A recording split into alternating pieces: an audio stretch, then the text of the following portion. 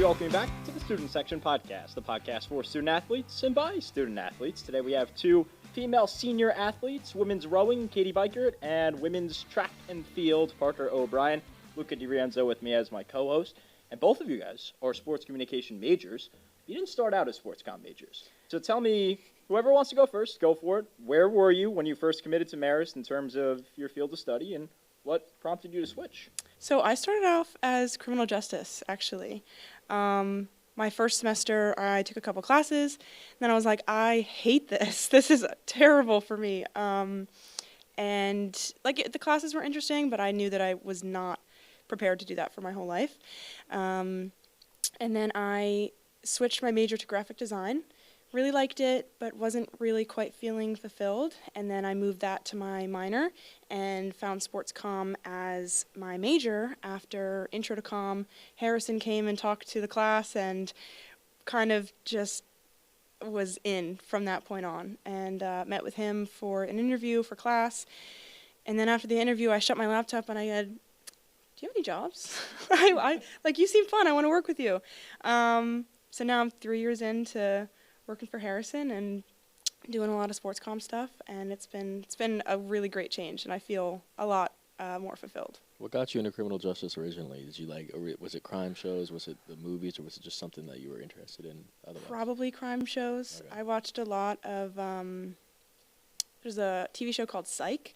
Okay. That ran from 2009 to 2014, I think, and it was about this guy with basically just a photographic memory, but he played it up in a comedic way to make it seem like he was a psychic. And I watched that my whole childhood, and then Criminal Minds when I was in high school, and I was like, this is fun, I want to do this. And it was definitely a glamorized view of what the field actually is. And then once I realized that I had to actually memorize laws, I was like, I don't want to do that anymore. Yeah. I don't want to be a lawyer. I don't want to be a lawyer. Parker, you actually started in the athletic field with athletic training, so what prompted your switch? It was a little bit more subtle, but kind of a different field, even though they're both under the sports realm. Yeah, I came in as an athletic training major, and then I took biology, and that was kind of the catalyst to me switching. It was just really hard, and it was really difficult, and I didn't really understand what was going on, and I was just having a hard time. So then I was kind of reevaluating my options, and I was talking to my parents a lot about, maybe switching, and my dad said, maybe I could go into sports communication. He thought I would be good at it, and so then I just was like, I'll give it a shot, and I've just stuck with it ever since, and I really enjoy it. I've had a lot of good classes and a lot of fulfillment coming from all of my experiences with sports communication, so yeah. I gotta tell you, if I had to take biology, I'd be rethinking things too. I cannot evolve in that environment at all, no, but yeah. So for both of you, obviously your sports were before you got to college, although Katie, I know you guys are more of a walk-on kind of a team. Yeah. It's a little bit different, but both of you played in high school and before that. So tell me about where you guys started and how you fell in love with your sports. Yeah, so I played softball from basically kindergarten to 8th grade, volleyball in middle school and high school. My brother joined the crew team. He's 2 years older than me, so I had 2 years watching him before I became a freshman. And every time I went to his races, all the coaches were like, you'd be great at it, you're so tall. And I was like, I guess I'll give it a try. Started going to practice, just kind of loved it. I actually have in my notes app, I have a little journal from the first day of practice on the water in my freshman year. And it's so funny to look back at it because I really didn't know anything. But rowing is one of those sports where anybody can learn it. It's very easy to learn, but hard to master. So this is my 8th year rowing, and quite a few seasons of summer rowing in between there as well. It's a very niche sport. Not a lot of people know about it, but it's a lot of fun when you have a good group of girls with you, and it's very fun. Between you and your brother, who's better? Me. Oh yeah. Oh, no hesitation at all in that. He's not very athletic. That's my expertise. What made you quit softball? Softball and rowing are both spring sports, so I couldn't do both. But I have my softball jacket from 6th grade over there, and it fits better now than it did in 6th grade, actually. So. Carries with you for a lifetime. It's a great jacket. I'm not going to get rid of it. You don't want to play basketball? Since you're tall? Listen. No basketball? Listen. I have no coordination. My sport is sitting down, all right? I have no coordination whatsoever. I could play volleyball, and that was as far as I could go. But I think I played basketball in CYO for like a season, and then this kid threw it at me so hard it went through my hands and almost broke my nose. So I said, that's it. Hung up the jersey. I'm done. I don't want to do that anymore. Absolutely. And then with you and your sport, you're a sub 5-minute mile runner. I mean, that's incredible. I mean, we were talking before the show. I mean, none of us are even touching that. So when you're out there, I mean, what keeps you going through a race where you're hitting that wall and you're like, okay, I need to get through this? Honestly, I think I just black out, like, to be quite honest. When the pain settles in, I think I kind of just, like, will just tell myself, like, I just need to, like, I'm very much, like, you know, I'll think about how much I have left. Okay, I can run this amount of time, or I can run this fast for this amount of time. I can, like, kind of, like, break it up, and that's kind of how I will push through. And also just, like, positive affirmations, just, you know, telling myself, like, oh, like, I can do this. My one, like, positive affirmation that I really stuck with, or, like, my mantra was that I'm a force of nature. And that was kind of something that I would, like, repeat, like, over and over again, like, when kind of the negative thoughts started to creep in. Yeah, so I think it's just a lot of mind games, and honestly, I usually, when I go into a race, I just pray that I'm going to zone out.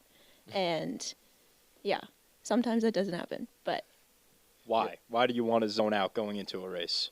I think that's kind of, like, when I'm running, especially when I'm training and on the regular, like, that's what I do when I run. I zone out.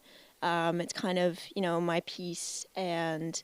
I think when I zone out during a race, that's where I do the best, because I'm not overthinking anything, and I'm not, you know, trying to hit a certain time. I'm just running because I like it and just for the sake of it. That's one thing I notice with runners especially is the mindset in the sport, and that's not tapped into a lot with a lot of athletes growing up and just playing all of these sports. Mindset is probably the most important thing. And I always love the running community, cross country or track, whichever it is. They're always the most positive and happy people. So it's great to just experience that in person and seeing all those runs. When did you start running? I started running when I was 11 years old. I played soccer from, like, when I was, like, 4 to, like, 14. And then... I think when I was, like, around 10, I just started running on my own because I wanted to be a professional soccer player, and, like, running was, like, the thing that I was good at. So then I just decided, like, I would, you know, go on runs, keep in shape. And then I joined my middle school cross-country team in 6th grade, and we had a cross-country meet, and I won.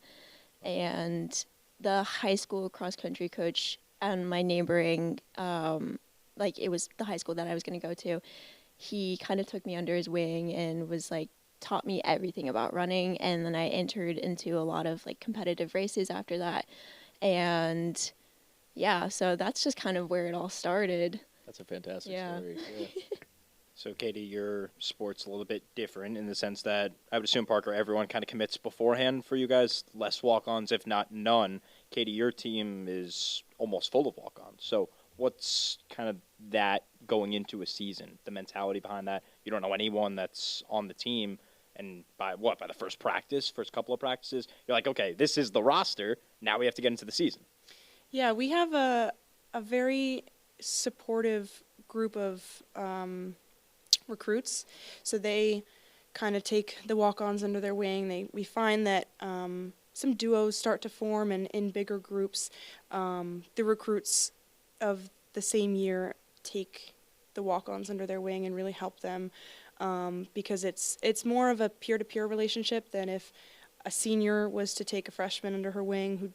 It's a little bit harder to connect with them. Right. at the very beginning. And as the season progresses, we kind of find out, okay, who's going to stay, who's going to walk away. We can see the potential, and whether they decide that they want to stay or not, we support them either way. But, I mean, our captain, Shelby, is a walk-on, and she has been making incredible strides all 4 years. We have, I think, half of each of our 1v8 and our 2v8 are walk-ons. I might be mixing up my math here, but yeah, a huge walk-on sport.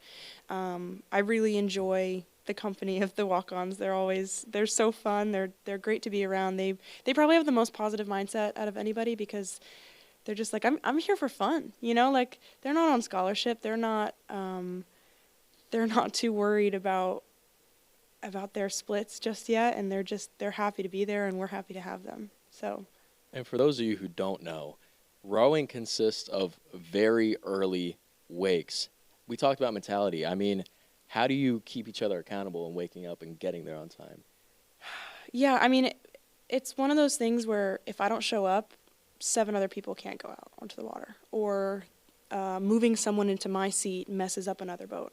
And so when I wake up in the morning and I'm like, I really don't want to come to practice today, I really want to go back to sleep, I can't. There's people that depend on me, so I get out of bed, I get dressed, and I show up. And whether I'm running behind because I spent too long, finding music to play in the morning to get me going, I do my best to show up every day and support those around me with a positive attitude. And sometimes I'm not too happy to be awake, but I make the most of it every day.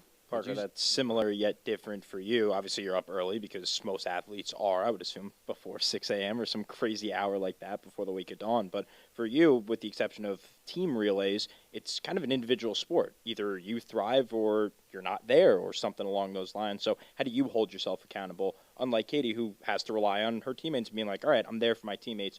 What motivates you to get up in the morning and get going? I mean, while it is kind of more individual, I do heavily rely on my teammates. They get me through workouts, they get me through, everything, like even outside of running, they get me through whatever's going on. We're all really close and all really tight-knit, so that just kind of, and I'm also captain, so even then I want to show up, I want to be a role model, I want to be somebody for these girls to rely on, and that's kind of what makes me get out of bed in the morning for them.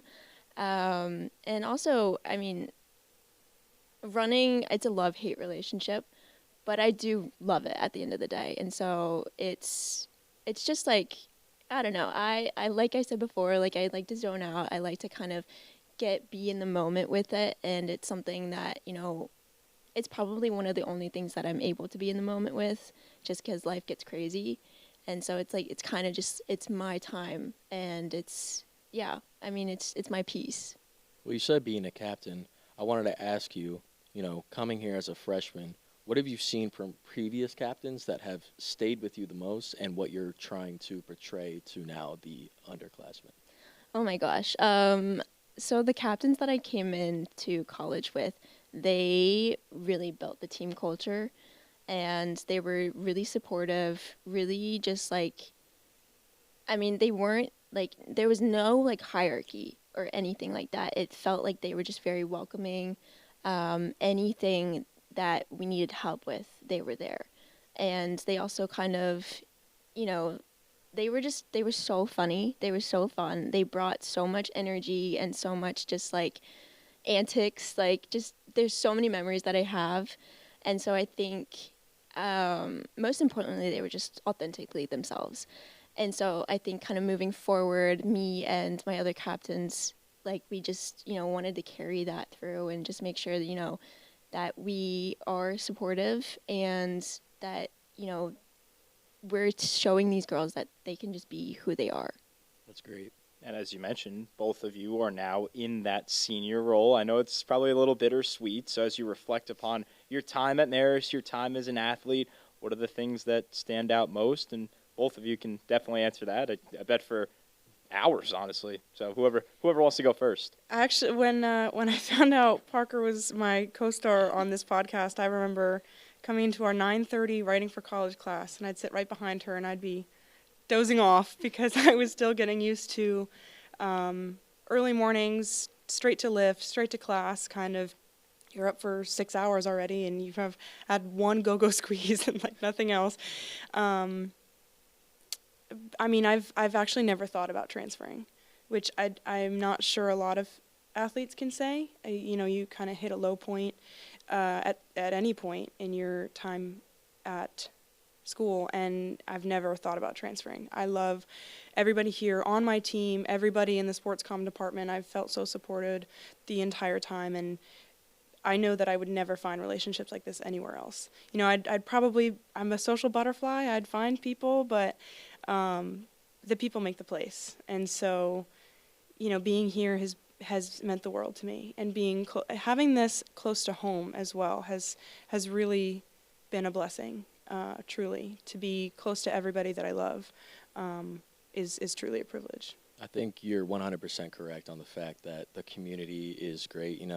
I used to be an athlete, but still same thing. Like, I never thought about transferring because I just love it here. You mentioned the sports comm department, like everything here. It just feels like the right place to be, and I think Marist just builds that community extremely well. And I'm so thankful to be here, and I'm glad you guys are too. What about you? Yeah. So I think I don't know, if I think back to when I was in the recruiting process. Marist really stood out to me because it just felt like I can just be myself, and it a lot of the other colleges were like, well, you can't study abroad, if you come here, you can't, there's just a lot of things that you can't do.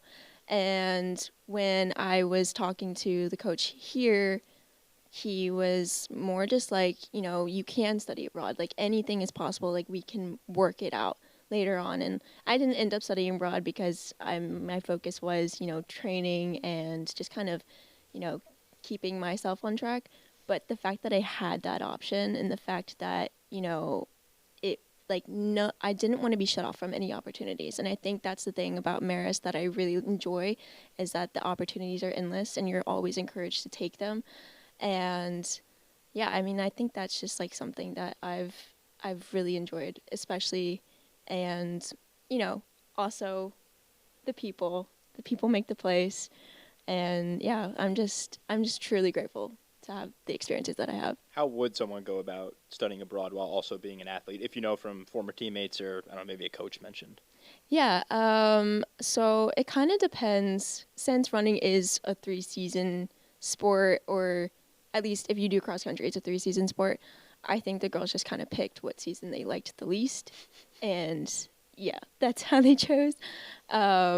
Yeah, but if you're on just strictly sprinting, I think most people will go abroad on the fall, or a couple of people have done the summer abroad, the few weeks or the month abroad. The 2-week break as well, over spring break or winter break, things like that. Mm-hmm. What's your least favorite season? Mine, I don't. It's always kind of been cross country. Oh yeah? Yeah, I've learned to love it a little bit more in college, but in high school I hated it. Oh my gosh! But I loved indoor and outdoor track. It's just so much fun. Yeah. Yeah. Definitely. Our winter erg season, we're also kind of we're just on all the time. Our fall racing is fun, but towards the end it gets really chilly, and then depending on when the docks come out, we hit the ergs a little bit earlier.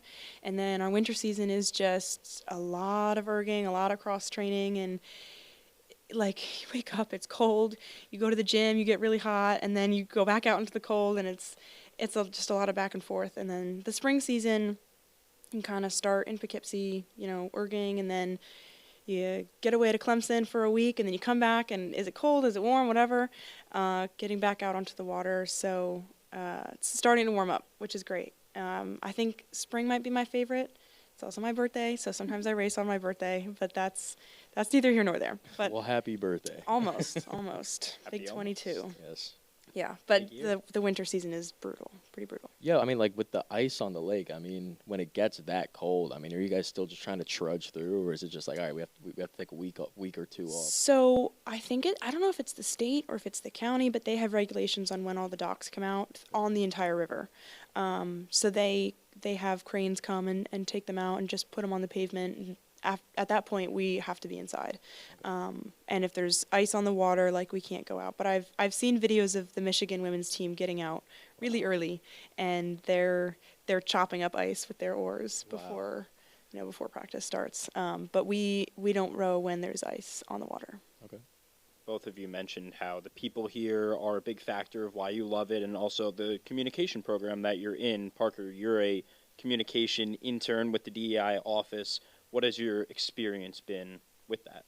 Yeah, so I've worked for them for like the past 3 years, and I love it. It's like, work that it's really important to me, and I don't know, I've had a lot of experiences. I started a podcast. I did an interview series with student athletes. I got to work with Harrison Baker a lot. And so I've gotten a lot of experience through my work there. Done a lot of Canva graphics. I just moderated my first panel Nice. a few days ago. So that was nerve-wracking, but it was just it's a cool experience. So I've gotten to do a lot of things. And I really appreciate the work that Dr. Antonio and Ellen Hogren have done for Marist as well. Most definitely. Katie, you made a face, talked about Harrison. Obviously, you have a really long history with him. You talked about it, how he first came into class, and you're like, all right, do you have a job? Can I possibly do that? Yeah, so what have the past 3 years looked like? So, I mean, you guys know the half-court putt. Yep. That's been around for years. Luca did it. He won, I think. I Good did, job. yeah. He did win. He did. Yeah. So that's been around for a while, but my sophomore year, I was asked to be the assistant for the MC. They brought in a professional to kind of get the ball rolling, and I was his assistant, so I would go around, I'd find contestants, I'd explain the games, I'd get them ready, just kind of be a little bit more hands-on, and then he would read from the script. And then after that season, I ended up doing the same thing for the Hudson Valley Renegades for him. That was a fantastic experience. And so when I came back, Harrison said, we've always wanted a female student to do it anyway, so you're in. I said, you cannot put me behind a microphone. I said, I cannot do this. And he goes, too bad, you're doing it. So I said, okay. Took the bull by the horns and really cemented myself in the athletics department. I had a meeting with Harrison and some sponsors, and they said, Jersey Mike's is sponsoring halftime, so we got to figure out what to make of an activation. And I said, Mom, can we make giant sub sandwiches? And she said, absolutely. So took Harrison's credit card, went to Joann's, rest in peace, and I basically created these 4-foot sub sandwiches made of fleece fabric and made a relay game out of it. And so that was super fun to play on the court, and it got pretty popular that the championship committee asked for them to be brought to the championship in 2025. So drove them down there, played on the big court, and got some great content down there. And the first game that it was played down there, we had Argene play and some other guys who are still around, and that was just absolutely awesome. I didn't even realize you were the one who created that idea. That's fantastic. That was one of my favorites, other than the golf. Yeah, I mean, completely handmade. Like, I have pictures of like a piece of lined paper, like all of my sketches. I did little sketches. I had a bottom bun and a top bun. I had ham, salami, cheese, lettuce, tomato, onions, and pickles. So there was a lot of moving parts. I made paper templates for everything, so that, because there's multiples of each. There's 2 sandwiches, and then everything's like double-sided. Everything's padded on the inside, so just giant pillows. And my mom and I spent probably 4 days together, like all day, every day over Thanksgiving break, literally creating them from scratch. I was sitting there painting seeds on tomatoes and the pickles, and every single ring in the onion is hand painted. So that was totally a passion project. I mean, combining my love for crafts with sports entertainment was so much fun, and it was very well received by the crowds. And this past year, they replaced it with Hudson Valley Office Furniture musical chairs. So at the time, I believe the Jersey Mike's across the street was going through ownership change, so they weren't able to jump on the halftime sponsorship slot again, and Hudson Valley Office Furniture wanted to go in. So I met with them over the summer with Dean Darling and Harrison, and we said, obviously musical chairs is the answer. And so they came up with a fun song and did a little dance and stuff like that, and that was also very fun. But I would say the hardest part of that was getting 8 kids in a line and remembering their names. So I would write what they were wearing, and I would have to remember their names and what they looked like so that I wouldn't say the wrong name on the mic. And I think I made a couple mistakes over the games, but it was a really great time. And I remember my favorite game that we played was with sports comm students, and Will Rosen and Peyton Busey just battling it out at the end. Like, I think she yanked the chair out from under him and she sat on it, and I think that actually, the very end of that actually made it onto ESPN. Nice. So that's like kind of a nice tidbit, because a lot of the stuff that I do doesn't get broadcasted like that. It's just for the fans in the arena. So for that moment to be on there, like, we can go back and find the clip, and it's really fun. I would say the experience as a whole over the past 3 years, I've made not a career, but, you know, a kind of a college career of making people have fun, being myself, having fun, getting to talk. I mean, I've really monetized those 2 skill sets. And so Harrison has been my rock. I love you, Harrison. And after a game one day, I was sitting on Depop, and I was sitting next to him, and I was like, "Do you like these shoes or these shoes better?" And he goes, "What are they for?" I said, "Graduation." And he was like, "Well, I like those better." I was like, "Yeah, but they're like $10 more." And he was like, "How much?" I was like, $35. So he opened his Venmo, and he bought my graduation shoes. Nice. Wow. And so I think it's really symbolic that, like, he's kind of brought me through my college career, and now bought my shoes. I'm going to walk across the stage and walk into post-grad life with some really great memories with Harrison. So. That's awesome. Shout out Harrison. Good job. Love you, Harry B.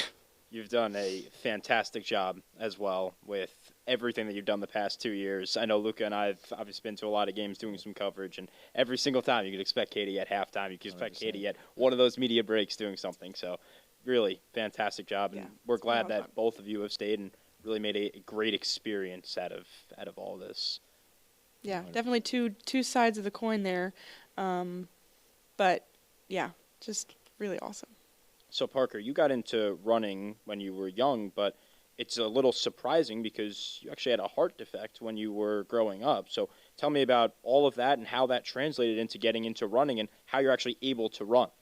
Yeah, so I was born with a hole in my heart. And when I was 2 years old, I was adopted, so I came to the United States, and I got my ASD repair, which is basically the hole was stitched up, and I got open heart surgery. And I don't know, I feel like a lot of my success is accredited to my mother. She's kind of the person who has always pushed me to my limits, and I think without her, I wouldn't be half the person that I am today.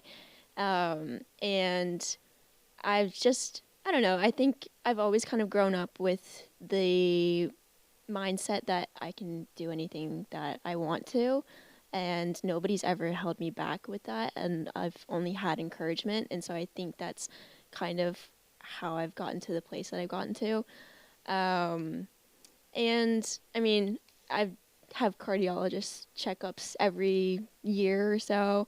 But my heart is healthy. It's a little wacky, but she's doing her job and she's strong. So, yeah, I mean, I think it's just like it's something that I've always taken pride in, and it's just something that I've always been proud of. So I just use it as kind of fuel for, anything that I have to attack in life. I don't want to intrude too far, but was there ever a scare while you were racing one time? Not really. I've never passed out. I've never had any incidents. And so I'm grateful for that. And honestly, actually, my cardiologist said that running is good for me and it's good for my heart. So I think you can never stop. Yeah, it's honestly, it's my medicine. So it's perfect for me. That's a beautiful analogy. Yeah. You talked about your mindset, and obviously that's huge in running. Sometimes, and all athletes experience this, you have those low moments. So with mentality being such a big thing, how do you boost yourself up during those low times? It's really hard. I'm not gonna lie, but I think, for me personally, I think about the things that I've gone through and the experiences that I've had and everything that I've overcome, and it's like I've already gone through the hardest part of my life. So, I think that's kind of where, sometimes I'll wallow and I'll sit in my dirty diaper. But what an analogy. At the end of the day, I will, I want to accomplish things, and there's things that I want to do. And a lot of times that's, having to do the hard things in order to get those things. So at the end of the day, I just kind of suck it up and I just do it. I don't really know if there's any other way or any other mindset, but that's just kind of what I do. Seems like you guys are going to be successful. Something about it. Fingers just crossed. all the hard work and everything you've done. That's just might be a little something about it. You guys are going to be successful. But That mentality and staying positive, that ties into what you guys are going to do moving forward and coming out of college. I know, Parker, your goal is to work in some form of a combination of DEI and sports. So elaborate on that a little bit. Yeah, I mean, now that I've kind of started applying to jobs, I'm more open. Just because the market's a little bit not great. But I mean, I love the work that DEI does. I love the work that nonprofits do, and I love sports. So kind of, looking for organizations that have both of those things, that's something that's really important to me. And just something that aligns with my values at the end of the day. I think that's just what I'm looking for. And then, Katie, before we get into your side of it, we do have to talk about one really cool experience that you had, because we haven't touched upon it yet. You were at the Super Bowl last year, or this past season. Tell me everything about it. I know it's a lot. Tell me about it. Super Bowl 60. Well, when Gene and Andy called me, I was laying by the pool with my grandma in Florida, and they said, we want to send you to the Super Bowl. I said, me? Do you know that I don't watch football? And they said, yeah, we really like the work that you've done in athletics, and we think that you can bring a different perspective to the event as a whole. And so the media week leading up to the Super Bowl is even cooler than the game itself, in my opinion. You're in this massive convention center with all the major outlets. You've got Pat McAfee doing his shows live. You've got Overtime Sports. You've got The Gist. You've got, everybody is there. Everybody wants to be there. And so to be me going, I didn't know what I was getting myself into. And Gene says that I sell myself short a little bit. But I really had a different approach to talking to the players. I think was very my first question with Milton Williams was about football, and then after that I was like, I don't want to talk about football like everybody else is talking about football. I bet they don't want to talk about football. what's in your backpack? What's in your backpack, Richie Grant? So I on the Patriots side, I talked to Milton Williams, Robert Spillane, Tommy DeVito, Richie Grant, and Christian Ellis. And so after Milton Williams, I definitely did not want to talk about football anymore. When I talked to Robert Spillane, I wasn't assigned to him as a interviewer, and so he was talking about like playing with kids in his childhood, and so my question was, out of anybody that you played with before high school, like who would you want to play with again? And he said his cousins. So he talked about his family and how much that meant to him, and getting to see the person beyond the jersey, beyond the number, off the field, was kind of the approach that I had to it. Richie Grant, they called time, and then I was like, Richie Grant, you're the only person with a backpack. What's in there? And he goes, nothing. I was like, nothing? He was like, yeah, got 2 pairs of headphones. He had 2 hats and 1 on his head, so 3, and a bottle of Gatorade. I was like, okay, what's your favorite Gatorade? Like, I'm thinking of these. Like, I had no idea who he was. I was like, Gene, who is that? He goes, Richie Grant. I was like, okay, good. And so kind of just off-the-cuff questions were also very fun. I asked Gray Zabel what his favorite farm chores were, because he grew up in South Dakota. Julian Love has a small child. I don't remember if it's a boy or girl, but he has another on the way. And I said, what TV shows from your childhood are you letting your kids watch? And he said Clifford. And I knew that he had a Spanish upbringing, and so I asked him if he would let his kids watch Dragon Tales, because I watched Dragon Tales growing up. So seeing kind of a father, like these are people. They're not just a number on your fantasy league. Like they are people, and that's kind of how I approached it. I think my favorite person that I talked to was Christian Ellis. I don't know any of these people. I don't watch football, but I love the way that sports bring people together. And so Christian Ellis has a very large family. A lot of his siblings are adopted, and ages are just a huge range. And so as he grew up, like now that his siblings are bringing new people into the family, they are having kids, and his mom and dad are very supportive, and they help every child that they can. And so they have family Olympics every year. Oh, wow. So they have huge tournaments, and I read one article. I was like, this is fantastic. And I found out that I think it's not ultimate frisbee. Some game was dodgeball is outlawed from their family Olympics now. Uh-oh. So I asked him why, and he said that they would watch film back, basically, and be like, I want to review. You stepped on the line here. You should be out, or something like that. And so getting to see him talk about his family instead of football was really fun.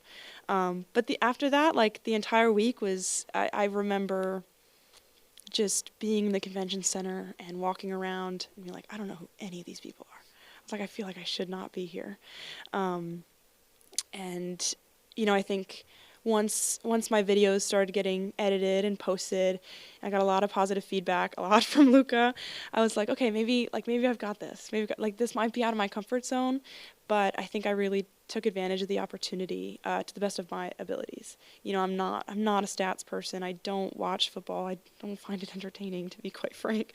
But to use my people-focused skill set out there was great. And I've been thinking about it since, in 30 years, I'm not going to remember who I talked to or what I talked about, but I'm going to remember sitting in the hotel room with all my friends and just laughing for hours and hours and hours. Hearing Will and Jean do all their funny impressions just absolutely made the week. I mean, I don't think I've ever laughed so hard in my entire life. And so the opportunity to basically, it's work, but kind of a vacation with your friends for school was so awesome. I cannot thank Andy enough. I cannot thank, everything that the school does to support the sports comm department has been, 4 years ago, if you asked me if I would ever go to the Super Bowl, I would say absolutely not. But the media week is insane. Very, very cool. Hey, well, we got 2 amazing individuals right here, a part of an amazing community at Marist University alongside Mike Duda. Parker O'Brien, Katie Beichert, I'm Luca D'Arienzo. That's all we got for you today. Thank you for joining us. We'll see you next time.